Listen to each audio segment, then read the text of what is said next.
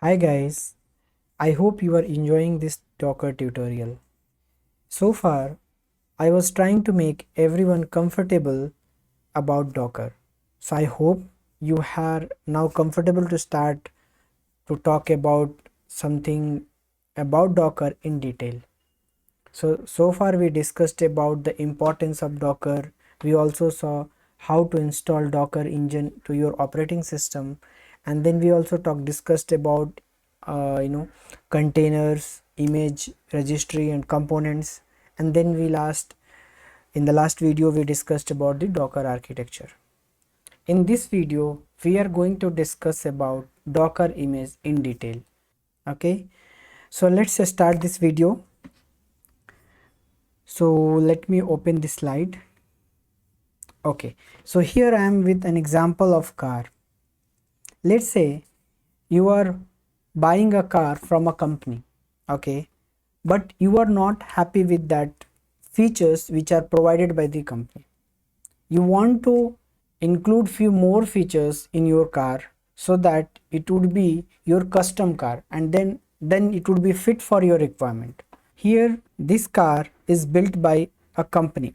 You can take an example of any company, and then you want to modify that so that you can get a car having those requirements, having those features which are required for your maybe tour or some other operations. Okay, so maybe you need music system or you need fog lights as well.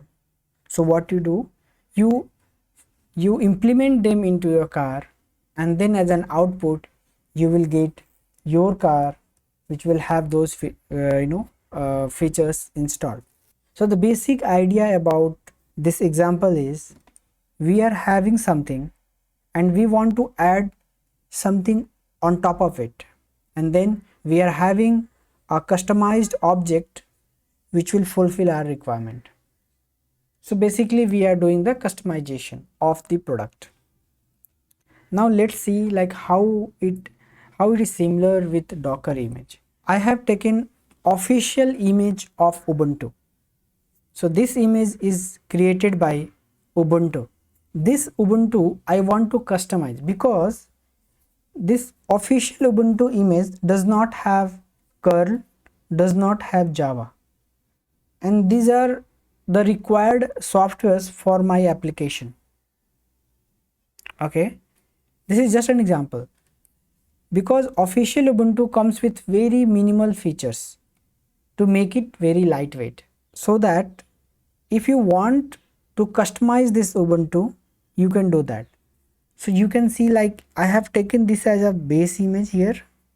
On top of that you can consider this as a layer. On top of that we are adding two more features. After adding two more features, now this will be my custom Ubuntu which will have Java and curl. So here we are again doing customization similar to the example what we saw in the previous slide. We are having official Ubuntu and we are adding or installing required softwares so that we can get a custom Ubuntu image. Now this is the custom Ubuntu image which will have Java and curl inbuilt.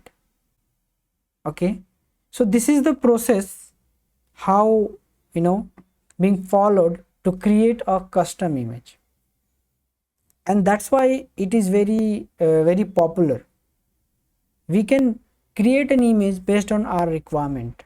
You may need 10 more features, so you are free to add them and create your own image. So let's get into the lab and we'll see the Docker's image in the command line. Okay, so before getting into the command line, let's understand one problem statement. Let me discuss about one problem statement. The problem statement is a developer wants to run a program which is hello world program. This hello world Java program need to be run on Ubuntu. So this is understood when we want to run a Java program, Ubuntu must have JDK installed, and then we will be able to run a command to execute this jar file. Let's say we have this hello.jar. So we will be able to run this hello world Java program. It's a very simple program that we are going to run, but we are going to run this using Docker. We are not going to install a Ubuntu operating system side by side on my laptop. Instead, we are going to use the concept of Docker, and this application will be running inside the Docker container. Okay, so hope it's clear for you guys, like what is the requirement here. Now let's get into the command line. So here we are at command line. Let me clear this. So now first thing what I want to show you, the Ubuntu official image. So let's go to the website and try to search Ubuntu official image. Ubuntu official image. So this is the link. So this is the Ubuntu official image, and you can do Docker pull Ubuntu to get this image in your system. And here I want to show you one thing. Yeah, so it says that given that it is a minimal install of Ubuntu, this image only includes C, UTF-8, POSIX locales by default, and few other things which are minimal. This Ubuntu will not have everything. So let's see, does it have Java installed or not? Because to run a Java program, we need to have Java installed on that operating system. So let's do that.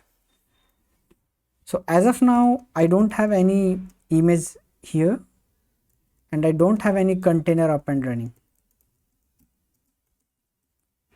Okay, so now I'm going to pull an image of Ubuntu.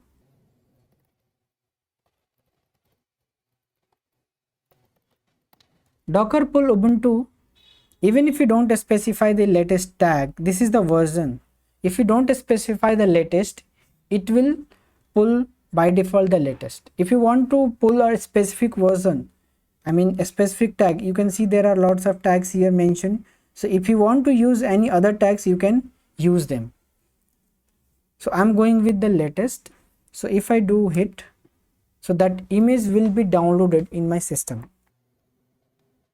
Okay, so it says this version is already available, so that's why it's not downloading, and it says that already exists. That's good because I have been doing research, so that's why this version is already in my system. Now what's next? So now let's run this Ubuntu Docker. Okay, so now you can see this is the command prompt, and this is the prompt for of my Mac laptop. Now I am inside the container, right? So this is the command where we mention docker container run --rm. It says that this container should be deleted once the container is stopped or exited, and this -it says that please connect to the container in an interactive mode, and we are saying bash to connect to the bash shell.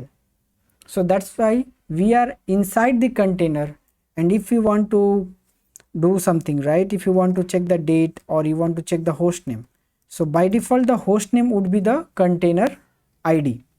So you can see this container ID. Okay, so now let's verify whether Java is installed in this Ubuntu or not. So we'll check that Java. So you can see Java command not found. So it means this is not going to help us. So now we will exit from this container. Now we are back to our system's prompt. In this case, because Java is not installed inside the container, we must have to install this JDK.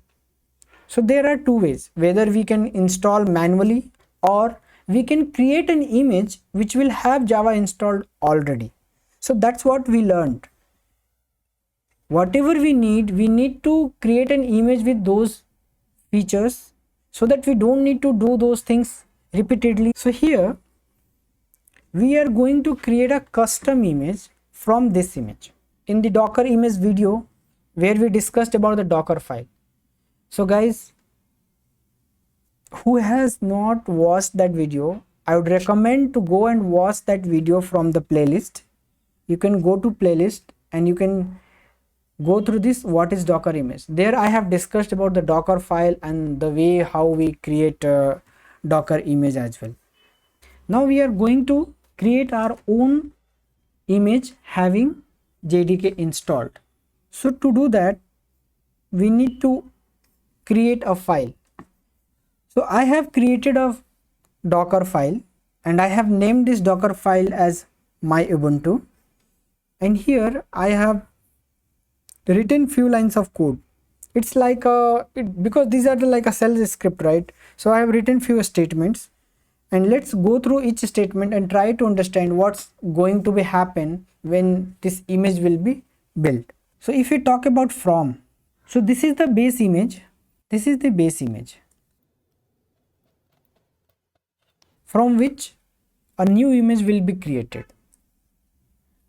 So we will have this latest image, then after getting that latest image of Ubuntu, on that image this commands will be executed. So you can see that this is apt get update, so it is going to update the repository, and then I am using ampersand here to execute multiple commands sequentially, okay, and we are using this backslash to split the command into multiple lines, okay. So if you look at here, we have 1, 2 and 3 commands which are going to run sequentially, okay. So first will update the repository, second will install JDK, and third will create a directory under the root. So let's assume we have a jar file in my local system and we are going to copy that into the container. We are going to run this command to change the access mode. We are saying O plus X, O plus X. It means that others will be able to execute this file. If you just list any file here, you can see this, right? These are the permissions. So you need to mention the permission, right? So here you are seeing that read, write, execute. So the first one is for user, second one is for group, and third one is for others. So we can discuss these things in detail in other video, but as of now you just need to remember there are 3 things regarding permissions. The first one is user, second is group, and third is other. When you write O plus X, it means that all the users which are not part of the group can be able to execute your file. So that's why we need to change the permission of the file so that it will be executable. So whenever the image is being built, these statements will run sequentially. So how many statements we can see here? If we count, there are 4 statements: first, second, third and fourth. So total there are 4 statements, and this CMD is a statement which will be executed when you will run the container. This is not going to take part while building the image, okay. So we'll see like how it works when we will build the image. But before getting into that, we need to see like how we need to have this hello world.jar. I have created a small hello world Java application, and you can see there is nothing much. I have just created a main class, and there inside the main method I have written a message, hello world, this app is running inside a container, and I have exported this as a jar. Right click, you can export it like this, export, select the jar, next, just do like this, let it selected by default, then next, next, and here you just need to browse and select the main class, that where you have the main method, right? So you just select main and then you do the finish. So it will override that file because I have already existing jar at that place, but you have to just finish and you will have the jar file at that location. And you need to specify the location of jar file here.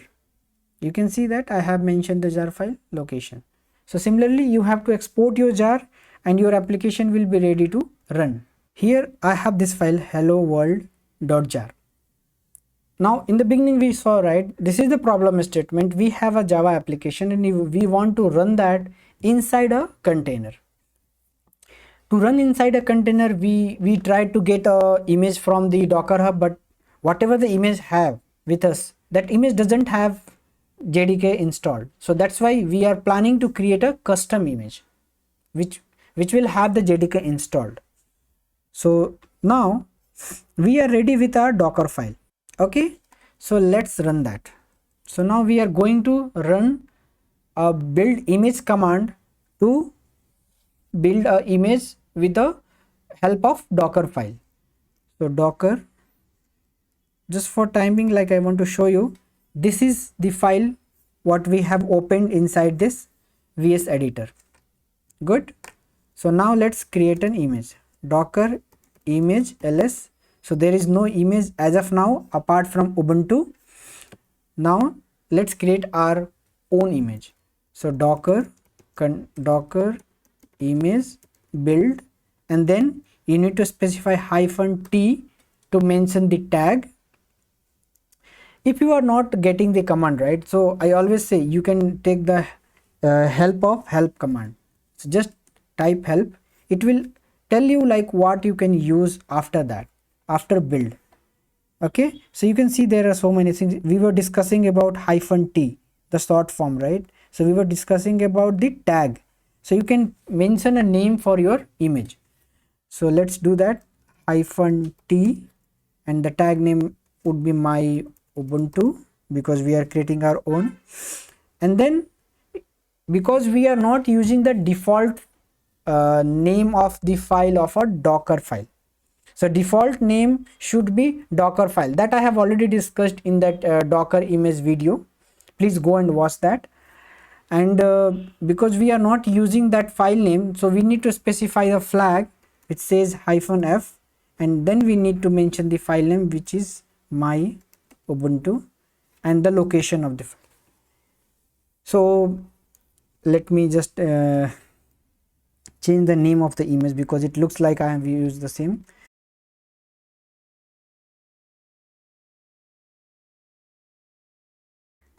Okay, so now it's building the image.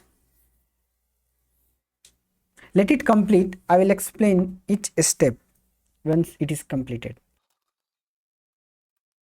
Image is built now. Now let's see what happened when it was building the image.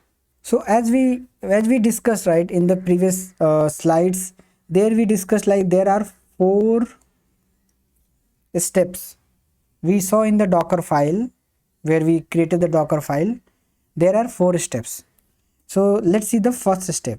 This is the first step, which is cached. It means that the first step is pull the Docker image from the Docker Hub, which we have already done. The Ubuntu image is already available in my local and which is cached. That's why it didn't go for downloading that image because it's already available in my system. Second step is to install JDK and make directories and also do the update. So this, as I said, right, this is a one statement, but these are the consecutive commands. Third step is copy the hello world.jar. So this file is available at the same place where this Docker file is available. So whenever the Docker starts creating the image, it will try to find that the file, right, when it reaches this copy statement, it tries to find that file under the same directory from where this statement is getting executed. So from here it tries to find it, and we saw that on the same Inside the same folder we have this file hello world.jar, and inside the container, because if you see this statement make dir mkdir java, so we have already created a java folder, and inside that we are copying this hello world.jar. Then we have another statement which is changing the access privilege, right? So it is updating the access of this hello world.jar from non-executable to executable. That's why we have added here ox. So any user can run this file, can execute this file. And then after, because all the 4 statements executed successfully, then after it's exporting the layers, okay, and then it is defining some numbers. So we'll discuss about these numbers very soon. Let me clear this and do docker image ls to find out whether the image is created or not. So we can see like we have an image with custom Ubuntu. We have image. Now we will run the container from this image. Now we will try to validate the same thing that we did few minutes back. We will try to verify whether the JDK is installed or not.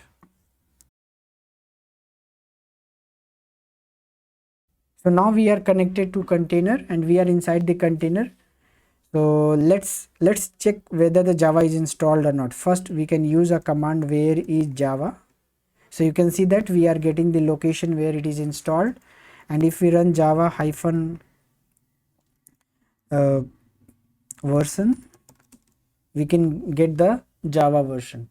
Now if we want to run the application as well, we can do that Java hyphen jar. We know that we have created a folder Java, inside that we have hello world.jar, and now you can see that we are able to run a Java application. We are doing it manually, getting inside the container, but this need to be run on the server automatically, right?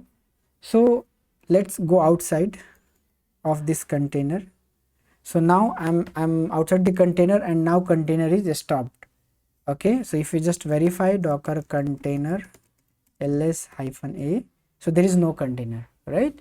So now this time we will start the container, but we are not going to use -it.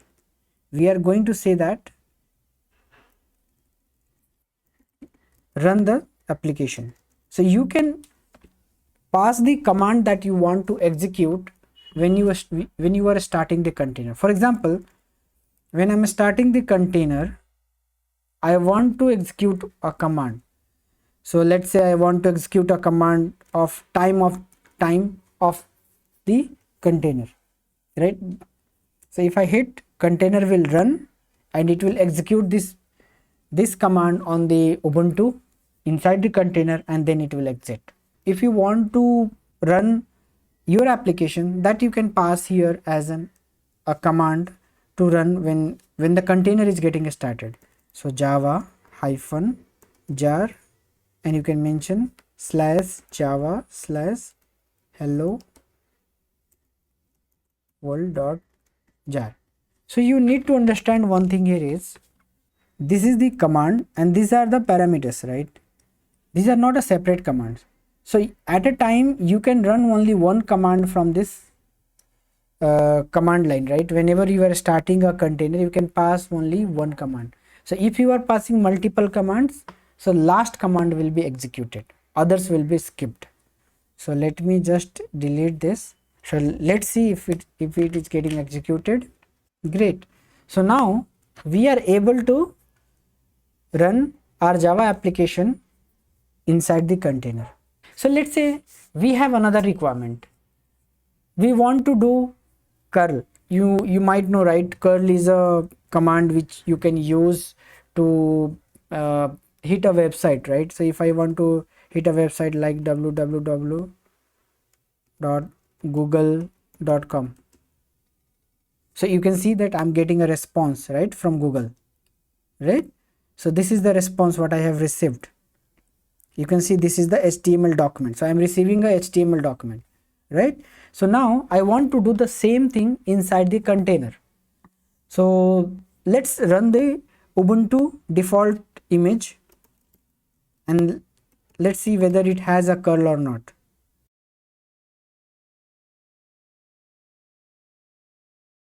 Okay, so now we are inside the container. Let's see whether the curl is installed or not. Where is curl? So we are not getting curl. If even if you try like curl enter, you will find that curl command not found. So as a requirement, we need to have curl installed. So we can do like here, we can do the same thing, apt-get install -y, and you can mention the curl as well. You can do this, but as we discussed, right, image should have all the requirements pre-installed. We don't need to go and install manually. So that's why we are not following this approach. We are going to install it through Docker file. So now what we need to do, we need to create a new image, because images are immutable. You cannot modify an image once it is created. So like we have created a custom Ubuntu, we cannot modify that. If you want to include new software or new feature, you have to create a new image. And now we'll move to Docker file. So this is the Docker file that we have used to create the image. Here, after creating the directory, we can mention a new command to run. Still we have 4 statements, but we have added one more command to be executed after creating the directory. So let's save this. We'll come here, clear this, we'll list down the available images, and now we are going to build a new image. So let's hit enter.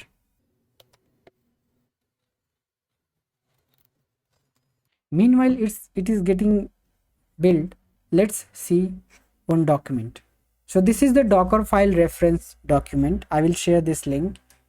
You can go through this page and you will try to understand like how you can use various options or various ways to create Docker file. And like we have run command to run some commands here, and we have, if we come down, we have different cache, secret, SSH. So there are lots of things that you can explore here. So please go through these documents. Let's go back to the command line. It's still installing required softwares inside that Ubuntu image. Okay, so now it's done. So now let's verify that curl command again. So just hit the up arrow. Instead of connecting to Ubuntu, you can connect to your custom image, custom Ubuntu curl. Okay, so where is, you are inside the container, you can see the root here, you can mention like curl. So yes, so now curl is installed. If you want to verify the curl, just hit enter. You can mention the curl version, I guess, the command. Okay, so if you don't know the commands, just take the help. So check the version, you need to mention -v in caps. So we can mention curl -v. So we can see the version of the curl. Now let's exit from this container. Okay, so now we have a container which is having JDK and having curl as well. That's it about this video. I hope it gives you some idea, some clarity about the images, how these images are created. Maybe I will add more details after some time about this Docker image. Thank you so much for watching my video. If you really like it, please hit the like button, and if you have not subscribed yet, please subscribe my channel. Thank you so much once again.